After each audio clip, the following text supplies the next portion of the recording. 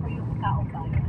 Kaya rin po ako napilitang magsulat kasi hindi ko po talaga mamatig, hindi ko ma-attend ang mga maling interpretations ng ating saligang batas. Malapit po sa puso ko ang Constitution, kaya ako po ay sumulat para hindi ma-misspeak ang mga batas.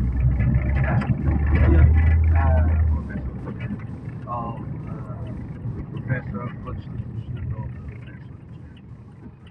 Kamakailan, ang tanong ko ngayon sa iyo, si Senator Bato ay The fourth parang Europe. Paano? para The fourth parang itigil Europe. na. O tama ba? Itigil, I-dismiss. i-dismiss yung impeachment. Europe. Kaya, ang tanong ko sa iyo, Europe.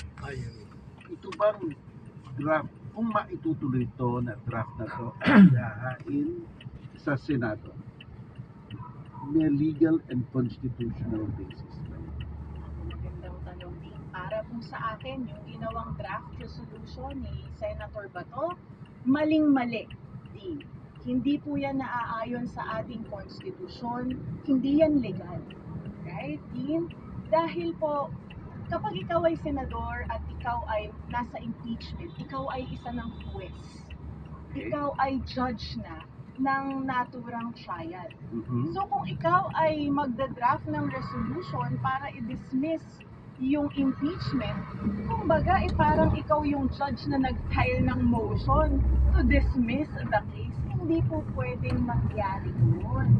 Dahil as judge po ng impeachment trial, you should have the cold neutrality of a judge. This is not, a judicial proceeding, but as a judge, dapat you are politically neutral. Kaya mali po para sa akin yung ginawa ni Senator Bato. Ibig sabihin, sa pagkaraniwang korte, walang judge na ang nagpa-file ng motion para i-dismiss yung kaso nangyari sa kanya. Tama.